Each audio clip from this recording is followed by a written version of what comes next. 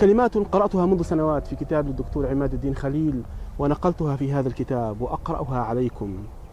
يقول في كتابه: وماذا بعد الموت؟ ألح علي السؤال وأنا أشهد في مقبرة قصية خارج المدينة مواراة التراب على 4 جثث لعائلة واحدة اغتالتها يد أثيمة في منتصف ليلة سوداء واختفت عن الأنظار. وإذ كانت جثث الموتى قادمة من مدينة أخرى غير مدينتنا في صناديق أكبر حجما لم يألفها حفار قبورنا، فقد اضطرهم ذلك إلى بذل جهد إضافي استغرق أكثر من 2 ساعة لتوسيع الحفر كي تصلح لالتقام الصناديق ال4. ودخل الليل وكانت الريح المغبرة تسفي كآبة وشحوبة. أنا أريدكم أن تعيشوا معي ومع الدكتور عماد الدين خليل الكاتب العراقي المعروف، أريدكم أن تعيشوا معي هذه اللحظات، أن تكونوا مكانه وتشعروا شعوره وتتنفسوا تلك الأفكار التي تحيط به. ودخل الليل وكانت الرياح المغبرة تسفي كآبة وشحوبا، وعندما غادرنا المكان مخلفين القبور ال4 الطرية وحدها في الصحراء المتربة، التفت ورائي عبر زجاج السيارة، أدركت معنى أن يبقى الإنسان وحده جثة مغروزة في رمال الصحراء. وألح علي السؤال: ماذا بعد الموت؟ في هذا الموقف العاطفي يتحرك العقل، يهتز الوجدان، تنطلق الروح إلى عوالم أخرى أكبر من الدائرة الضيقة التي يعيش فيها الإنسان في مكتبه بين الكتب والمقالات الأكاديمية، يناقش قضية تتعلق بأصل الوجود ومآل الوجود ومعنى الحياة. وألح علي السؤال: ماذا بعد الموت؟ أن يسأل الإنسان نفسه وهو جالس في بيته بين أهله وأطفاله يأكل طعاما لذيذا، أو يشاهد برنامجا مسليا، أو يستلقي مرتاحا على سريره الدافئ، أو يتبادل الحوار الشيق مع أصدقائه في ناد أو مقهى، ومن حولهم تتمخض حركة الحياة الدائمة عن الأمل والبلادة والمتعة والنسيان. ليس كمن يسأل نفسه، ذاك الذي يعيش في تلك الأجواء الناعمة الرخوة السهلة المعتادة الرتيبة. ذاك عقل يفكر بمنطق يختلف عن العقل الذي يفكر. يقول: ليس كمن يسأل نفسه وهو يلتفت فجأة في أعماق الظلام إلى قبر جديد وحيد نبت قبل دقائق في قلب الصحراء، وغادره أقرب أصدقائه وأشد محبيه. هذا القلب، هذا العقل الذي يتدبر، يفكر، يحس، يتوهج، يهتز، يتشظى، يسيل، يتبخر. هذا القلب الذي يتفاعل مع تلك اللحظة الحارة الشديدة وهو ينظر إلى الخلف، ينظر إلى جثة وراءه مغروزة في الرمال. ترى لو أن دينا من السماء لم ينزل ودخل في عقول الناس على مدار التاريخ خرافة الملحدين والعدميين من أنه لا حياة بعد هذه الموت، لا بعثا ولا حسابا ولا جزاء، وأن نهاية الإنسان المطلقة تجيء عندما يسكت قلبه عن الخفقان ويوارى التراب، لكي ما يلبث أن يأكله الدود ويتحول بعد قليل إلى تراب يستعد لاستقبال الحفنات الجديدة من التراب الذي لا يكف عن الانقطاع. لو حدث وأن تحقق هذا هو التصور العدمي، التصور الإلحادي، تصور عدمي يعدم قيمة الحياة، يعدم قيمة ما بعد الحياة، يعدم قيمة ما قبل الحياة. الإنسان يعيش واقعا هدريا. الحياة، الكون ليس إلا طاقة ومادة يسبحان بغير حكمة ولا هدف ولا مبدأ معقول.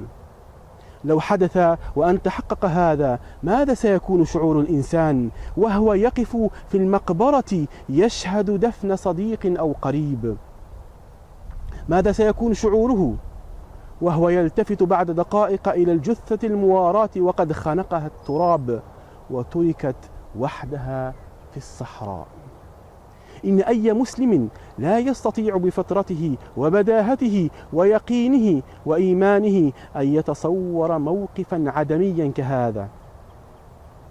إنه بمجرد تصوره يحس بالاختناق ويستنفر كل طاقاته النفسية للخلاص من المأزق واستنشاق الهواء الصافي النقي. إنه لا يفرق أبدا بين كابوس لا يرحم يدهمه في المنام وبين إحساس عدمي قاتم يمر بخاطره في المقبرة. إن هذا الجو المهيب في هذه المقبرة حيث الجثث يواريها التراب، ثم يأتي عليها الليل فيخيم عليها بظلامه الشديد القاتم.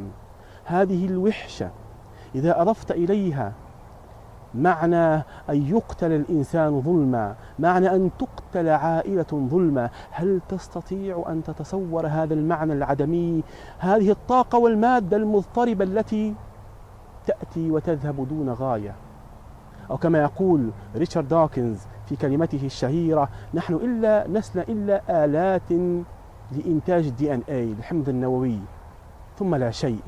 هل من الممكن أن تتصور هذا المعنى العدمي القاتم المظلم الداكن الفارغ وأنت في مقبرة وقد شهدت دفن جثث 4 أبرياء اغتالتهم يد ظالمة حمراء؟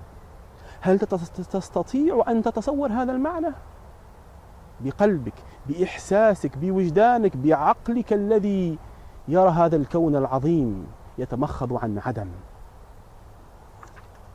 أكثر من هذا، إن المسلم يستمد من موقف الفراق هذا ثقة أكبر بعقيدته التي منحته الأمل الكبير بالبعث والنشور والحساب، وبدينه الذي علمه دائما أن الموت ليس سوى نقلة فحسب إلى دار أخرى غير هذه الدار، وإلى حياة أخرى غير هذه الحياة. وهذا المعنى العظيم هو من أهم المعاني التي غفل عنها الذين تناولوا قضية الشر عندما حصروا معنى الوجود في حياة دنيا ضيقة، ثم قالوا إن الوجود لا يشف إلا عن اللامعنى والعبث. لكنهم لم يتفكروا، لم ينظروا، لم يتصوروا أن تكون هذه الحياة مجرد فصل في كتاب أعظم. لو فعلوا ذلك لأدركوا أن لهذه الشرور معنى، وأنها تقع في قصة كبرى خاتمتها العدل بأفضل معانيه وأرقى معانيه، والرحمة في أبهى صورها. يقول: ويتملكه إحساس عميق بالرثاء والاحتقار لكل أولئك الذين سعوا إلى تزييف الحياة وبترها باعتقادهم أن الإنسان يحيا مرة واحدة فحسب، ثم يأكله الدود ويلفه التراب ولا شيء وراء ذلك. وما أكثر الذين ذهبوا إلى المقابر لتشييع صديق أو قريب وهم لا يملكون إيمانا ولا يقينا، وإذا بنازلة الموت وبمشهد حصر الميت بين جدران الحفرة الأربع وإهالة التراب عليه تحرك أفئدتهم الميتة وتهز عقولهم الكسولة وتغسل عن نفوسهم الصدئة ما علق بها من رين وغبار، فيغادرون المكان وهم أشد إيمانا وأعمق يقينا. هذا الموقف في الحقيقة يردك إلى نفسك، يردك إلى صورتك الأولى الصافية، يردك إلى المعنى الواضح الجلي للحياة. إنه يبعدك عن السفسطة التي يتناولها ويغرق فيها فلاسفة العدم والإلحاد. إنه لا يحرك فيك عاطفة ساذجة، وإنما يصقل نفسك فترى الدنيا على حقيقتها، وترى رغبة العقل الأكيدة الشديدة في استخراج معنى معقول من هذه الحياة المادية التي لا بد أن يكون لها معنى أكبر من طاقة سابحة ومادة عابثة.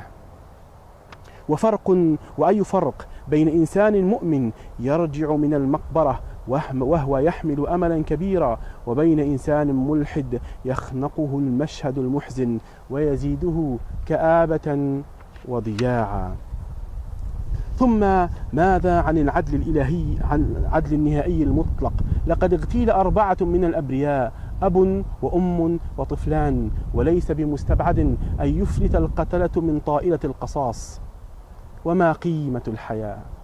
وما قيمة الإنسان نفسه لو ترك مصيره هكذا معلقا على عدل أرضي لا يملك في معظم الأحيان الأداة المضمونة لتحققه ونفاذه؟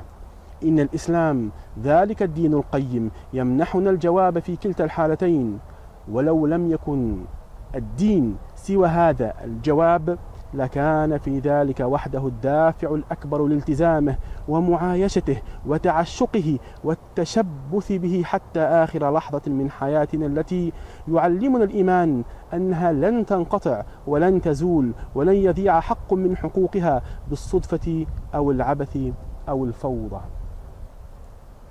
إن إيمانك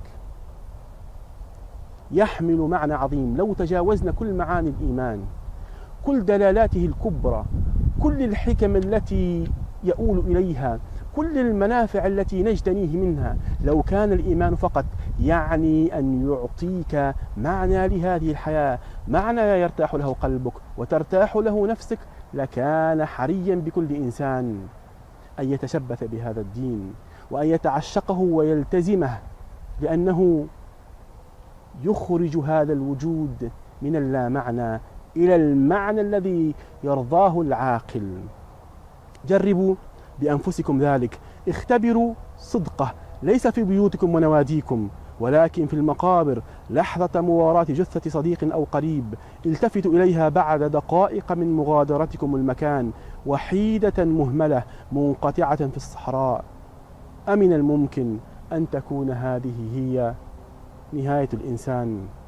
وأنا أعلق هنا وأقول هذه التجربة لا تحمل فقط نداء من الفطرة، إنها أيضا تعبير عن مجموع القوانين المنطبعة في الذات، والتي من أهمها أن الأمر العظيم الهائل لا يتمخض عن عدم. جربوا بأنفسكم أن تعيشوا هذه اللحظات بقلوب منفتحة وعقول منفتحة. عيشوا لحظة الموت، موت إنسان مظلوم في هذا الكون الهائل المعقد الجميل المبدع. جربوا بأنفسكم هذه اللحظة، لا تجربوها وراء المكاتب، لا تجربوها وأنتم سادرون في الملاهي، جربوها وأنتم في المقابر. عيشوا اللحظة وستهزكم اللحظة. والسلام عليكم ورحمة الله وبركاته.